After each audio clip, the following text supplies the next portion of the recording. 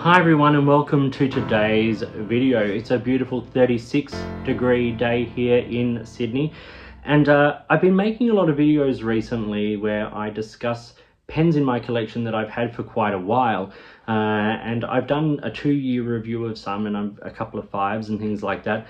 And I did a 2-year review of this obviously quite a while ago. This is now close to 5 years, or more than 5 years, of me owning this pen. It's the Visconti Homo Sapiens Bronze Age, and it's been the top of my my pen lists almost every year, where I've done, like, you know, my favorite pens and all that kind of stuff.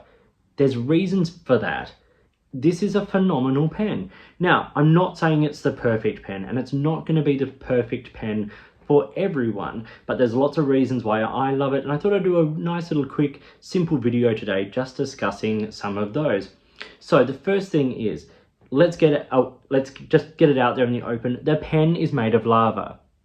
It is lava that has been ground down and infused with resin to make this pen material, and it's heavy and it's robust and it's beautiful. Partnering that with bronze, and you can see the bronze there, this pen is a stunner. This is exactly my aesthetic, and you know, it's got a nice size nib. It's a big size pen. There is a reason why I keep reaching for this pen all the time. About the bronze, occasionally, a few times I have cleaned the bronze and polished it up. I'm now letting it patina. I think the more it patinas, the more beautiful this pen actually looks. I love the fact that it's got a very sort of strong historical feel about it, if that makes sense. You know, we're talking about ancient materials and ancient metals, you know, that have gone into the making of this pen, and I think it's great. But also, it's not just the bronze that patinas, like even the lava resin sort of patinas, and you're getting like gloss on it and texture on it, and it's beautiful, and it picks up, you know, it's hygroscopic, so it picks up, you know, moisture and things like that in your skin, and it always feels nice in the hand. I think those things all play into that. So I think the pen has great personality. Not only that, the nib itself has great personality. So I have the 23 karat palladium nib on this. So I got this before they changed back to the gold nibs. And there were tons of issues with these nibs. When I got it with a medium nib, and it was glorious, but it was so wet and so broad that it kind of defeated the purpose of what I wanted this pen for. I wanted this pen for an everyday writer. I wanted to be able to have this inked up all the time and do my journaling and do my to-do lists and everything with this pen. And so I replaced the, it came with a 2-tone palladium nib in medium, and I just replaced it with the silver colored or chrome colored palladium nib, because by the time I went to that, you couldn't get the palladium nibs were being phased out, so I couldn't get the 2-tone one. But I'm more than happy with the chrome version of it. The writing experience of this pen, it's soft, it's wet, it's gorgeous, it's smooth, it's super reliable. I've never had a problem with this nib, and I know a lot of people did. A lot of people had massive problems with the Visconti palladium nibs. I never have. So I feel very lucky, because there are pens that other people love that I've had problems with the nibs with. I'm just glad that this one is one I've never had an issue with. So the writing experience is great. The personality of the pen is great. I like the fact that it's got a sort of unique look. It's not just, you know, a black resin pen with gold trim. It's got a slightly different shape. It's got slightly, or very different material, great weight. And that weight rolls into the robustness of this pen. Aside from the fact I don't want to lose the pen, I have no issue carrying this pen in my pocket. I don't feel like it's going to break. I feel it's strong, it's sturdy, and I think that imparts something in when you're writing with a pen like this, that you feel that the pen, you know, that the gravity of that pen can bring great gravitas to what you're doing with it as well. Maybe that's just me, but that's kind of how I feel when I write with a pen like this.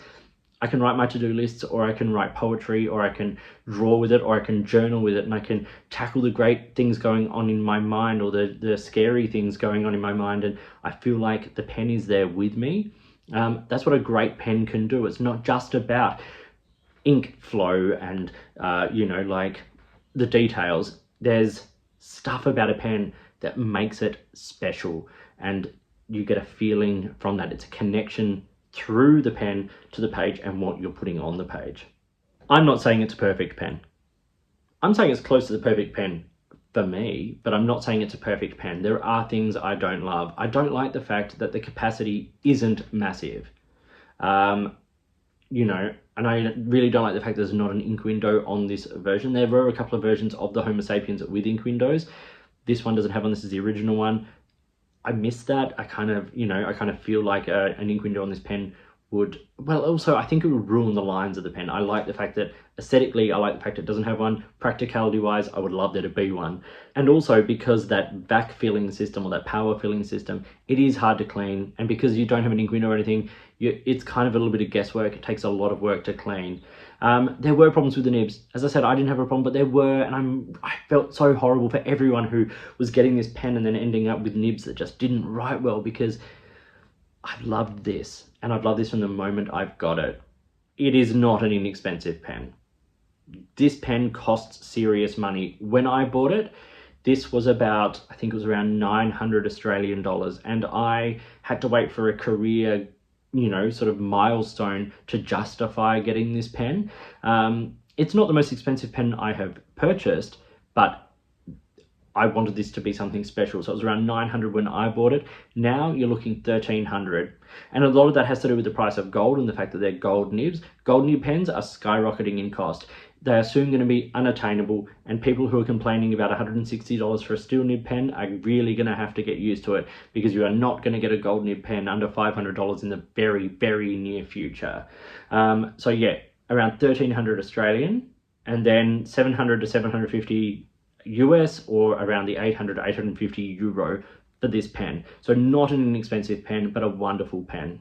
So yeah, this is one of those great examples where for me a pen is more than the nib, it's more than the ink flow, it's more than any of that. This is a pen that means something to me, that I hold sentimentally very close to my heart, but also that I feel has great presence when I'm using it. So I hope you have pens like that. I hope if you have a Visconti Homo Sapiens, I'd love to know your thoughts on it. But this is kind of like my 5-year round out as to where I'm at with this wonderful, wonderful pen. Okay, I thought I'd just chuck a quick writing sample on the end of this video. Yeah, it's such a great pen, and this is 80 GSM Rhodia paper. So we have the Visconti Homo Sapiens Bronze Age. As I said, this has a 23 carat palladium fine nib, and the ink I'm writing with at the moment in this is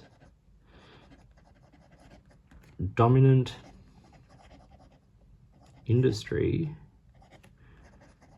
Earl Grey tea. You can see and hear that this is a superb writer. It's really lovely. It's smooth. It's got a little bit of sort of gentle bounce to it. It writes very wet. It's gorgeous.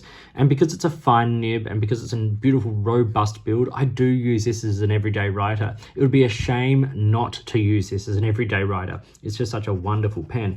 I understand it's an expensive pen, and yes, I'm hesitant to lose it, and you know, there are certain instances where I won't take this pen. But if I'm, doing things that, I'm feeling comfortable with, why wouldn't you want to write with this pen? It's absolutely gorgeous. So yeah, thank you for watching. I hope you found this video interesting and useful. Please like and subscribe, hit the notifications button, all that kind of stuff. If you've got products you think I should be looking at, or if there's a way you'd like to support my channel, I would really love to hear from you. In the meantime, enjoy your pens, enjoy writing, and I'll talk to you soon.